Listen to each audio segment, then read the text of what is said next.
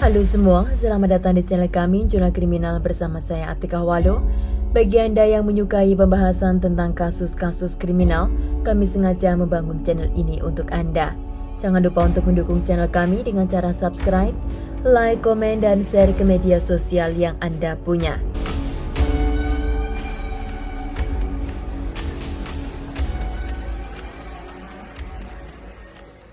Seorang gadis kecil yang bernama Rosie Pizem lahir pada tanggal 3 Oktober pada tahun 2003, tepatnya di kota Paris, di negara Prancis. Rosie adalah anak dari seorang pria yang bernama Benjamin Pizem yang berasal dari Yerusalem dan seorang wanita yang bernama Mary Charlotte Renaud. Mary adalah keturunan orang Prancis yang kebetulan lahir di kota Yerusalem.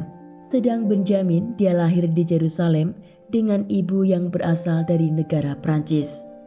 Benjamin dan Mary bertemu dan menjalin hubungan di negara Prancis dan mereka sama sekali belum mengenal keluarga masing-masing. Setelah Rosie berusia 1 tahun, Benjamin ingin mengenalkan anak dan istrinya di keluarganya yang berada di kota Yerusalem. Benjamin, anak dan juga istrinya tinggal di Yerusalem selama 3 bulan lamanya, dan itu terjadi pada tahun 2004 silam. Selama tinggal bersama dengan keluarga besar, Benjamin mengetahui hal yang sangat tidak normal antara istrinya dan juga ayah kandungnya. Mary yang kala itu berusia 19 tahun, diam-diam dia menjalin hubungan di belakang suaminya dengan mertua laki-lakinya yang bernama Ronnie Ron yang kala itu telah berusia 40 tahun. Benjamin ketika mengetahui perselingkuhan istrinya dengan ayah kandungnya, dia hanya mengambil bayi Rosie dan kembali ke negara Prancis, sedang istrinya Mary tinggal bersama dengan ayahnya di Yerusalem. Benjamin di bulan pertama, dia sangat kesulitan mengurus bayi Rosie dan menjalani hidup tanpa bantuan siapapun. Dengan kondisi yang sangat sulit, Benjamin berubah menjadi pria yang sangat agresif, dan ketika apa yang dia lakukan tidak sesuai dengan apa yang dia harapkan, Benjamin akan melampiaskan kemarahannya kepada Rosie. Rosie kecil menjadi sasaran ayahnya atas kesalahan ibunya. Di sisi lain, Mary dan Ronnie, mereka tidak menikah, namun mereka telah memiliki 2 orang anak.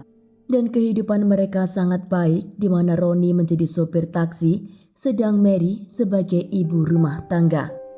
Pada tahun 2007, Benjamin menemukan seorang wanita yang bernama Jennifer dan mereka saling dekat dan menjalin hubungan. Pada bulan April di tahun yang sama, Rosie dilarikan ke rumah sakit setelah dia mendapat amukan dari ayahnya Benjamin. Benjamin sepertinya setelah mengenal Jennifer, dia hanya memikirkan tentang masa depan mereka dan sepertinya dia tidak mau terganggu dengan kehadiran Rosie. Kekerasan fisik dan juga mental yang dilakukan Benjamin kepada Rosie terdengar hingga ke telinga Mary. Mary mengatakan kepada Ronnie jika Benjamin telah menganiaya anaknya Rosie. Ronnie akhirnya menjual apartemen untuk memperjuangkan hak asuh Rosie agar dapat diurus oleh ibunya. Pada bulan Desember pada tahun 2007, akhirnya pengadilan menyerahkan Rosie ke tangan ibunya Mary, dan anak itu dibawa pulang ke Yerusalem. Rosie mendapat kesulitan untuk beradaptasi karena anak itu tidak bisa berbahasa Israel. Sedang keluarga Ronnie, mereka hanya menggunakan bahasa lokal. Karena trauma dengan perlakuan ayahnya, Rosie kecil terkadang menyakiti dirinya sendiri dengan membenturkan kepalanya ke tembok. Menurut analisis, itu terjadi karena anak itu sering dipukul dan di usianya yang ke-4 tahun, Rosie masih belum tahu cara kencing ke toilet. Ronnie selalu komplain dengan hal yang dilakukan oleh cucunya atau anak tirinya, terserah kalian mau menyebut apa. Rosie membuat hubungan Ronnie dan Mary pun semakin sulit karena Ronnie tidak punya kesabaran dengan anak tersebut. Akhirnya Ronnie kecil diberikan kepada panti asuhan. Namun tidak lama anak itu di sana, Ronnie ambil lagi anak tersebut dan dia berikan kepada ibunya yang bernama Viviani. Di rumah buyutnya itu, Rosie dijaga dengan baik oleh Viviani dan Viviani mengatakan jika anak itu sangat trauma dan juga ketakutan. Tetangga Viviani mengatakan jika setiap hari nenek itu mengajak berjalan Rosie ke desa tetangga. Namun tidak lama setelah itu, Viviani menelpon Roni untuk segera menjemput Rosie karena dia tidak bisa mengasuh anak, dan Viviani juga menyuruh Roni untuk memasukkan Rosie ke dalam panti asuhan lagi agar tidak mengganggu hubungannya dengan Mary. Viviani dan anaknya Roni hubungannya menjadi buruk gara-gara Viviani dititipi si kecil Rosie. Hingga pada puncaknya tanggal 12 Mei pada tahun 2008, Viviani terus menelpon Roni dan Roni langsung datang hari itu. Dia menjemput Rosie dan pergi dari rumah ibunya. Viviani pikir Rosie akan diletakkan di panti asuhan atau ditempatkan di penitipan anak. Viviani juga berharap jika anak itu dijaga dan juga dirawat dengan baik. Namun sayangnya dia tidak tahu jika hari itu adalah hari terakhir dia melihat Rosie Pisem dalam keadaan hidup. 3 bulan kemudian, Viviani menanti kabar tentang keadaan Rosie dan dia mempertanyakan kenapa Rosie tidak datang ke rumahnya lagi dan apa yang sebenarnya terjadi. Viviani sangat khawatir jika sesuatu yang buruk terjadi pada bocah itu. Pada akhir bulan Juli pada tahun 2008, Viviani menelpon pihak perlindungan anak dan juga menulis surat kepada pihak kepolisian menjelaskan kekhawatirannya tentang keadaan Rosie Pisem. Polisi setelah mendapat laporan tentang hilangnya Rosie selama 3 bulan, mereka langsung menemui Roni. Roni mengatakan jika Rosie menghilang akibat ibunya Viviani. Roni menuduh ibunya sebagai dalang dari hilangnya Rosie Pisem. Polisi pun menggeledah rumah Viviani dan di rumah tersebut, Viviani telah menyiapkan kamar sendiri untuk Rosie dan juga banyak mainan yang ada di sana. Polisi tidak percaya jika Viviani melakukan hal yang buruk kepada anak tersebut. Polisi kini mencurigai Roni dan Mary dan mereka juga mencari informasi dari tetangga terdekat. Tetangga Roni dan Mary mengatakan kepada polisi jika mereka melihat Rosie adalah tipe anak yang sangat lemah. Mereka sering melihat anak itu menangis di tangga apartemen Roni. Roni dan Mary juga tidak tahu keberadaan Rosie di mana dan bagaimana keadaannya. Polisi mendatangi Benjamin untuk dimintai keterangan tentang keberadaan Rosie. Namun Benjamin mengira jika Rosie Pisem masih berada di rumah ayahnya Roni bersama dengan mantan istrinya. Dia tidak tahu apa yang terjadi setelah kepergian Rosie di hari itu, di mana hak asuh anak itu diambil oleh Mary. Benjamin juga mengatakan jika ayahnya Roni adalah tipe pria yang manipulatif. Benjamin sangat yakin jika ayahnya telah melakukan suatu hal. Dan Benjamin juga memesan kepada polisi agar mereka tidak percaya dengan apa yang dikatakan oleh ayahnya. Polisi Israel menyatakan jika kemungkinan besar Rosie telah meninggal dunia dan mereka harus menemukan di mana jasad anak tersebut untuk dikuburkan secara terhormat. Polisi menduga tersangka di balik hilangnya Rosie tidak lain adalah Roni dan Mary. Pada tanggal 28 Agustus pada tahun 2008, penyidik menemukan surat yang ditulis oleh Mary kepada Roni. Dalam surat tersebut, Mary mengatakan kepada Roni, "Roni, saya tidak tahu bagaimana saya akan bicara masalah Rosie dengan kamu. Anak itu membunuh kebahagiaanku bersamamu. Saya bukanlah ibu yang baik untuknya. Saya harap Rosie pergi jauh dari kehidupan kita. Bagaimana menurut kamu dan apa yang harus kita lakukan karena saya ingin hidup dengan kamu dan anak-anak kita."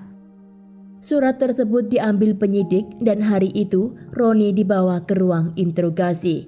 Di sana Roni awalnya tetap mengatakan jika dia tidak tahu apa yang terjadi kepada Rosie Pisem. Setelah ditunjukkan surat tersebut dan ditekan oleh pihak kepolisian, Roni akhirnya mengatakan jika dia telah membunuh Rosie Pisem, namun dengan ketidaksengajaan. Menurut Roni, pada tanggal 12 Mei pada tahun 2008 itu, Roni setelah bertengkar dengan ibunya Viviani, dia mengambil Rosie untuk pulang ke rumahnya. Namun di perjalanan, Roni menanyakan kenapa dia tidak mau tinggal dengan neneknya Viviani. Rosie kecil menjawab jika makanan di rumah itu sangat tidak enak. Setelah itu Rosie menangis karena dia lapar dan mendengar tangisan Rosie, Ronnie berhenti sebentar di pinggir jalan. Di sana Ronnie menampar kepala anak tersebut dan Rosie langsung tergeletak di bangku belakang. Ronnie pikir anak itu hanya terdiam dan marah tidak mau bicara.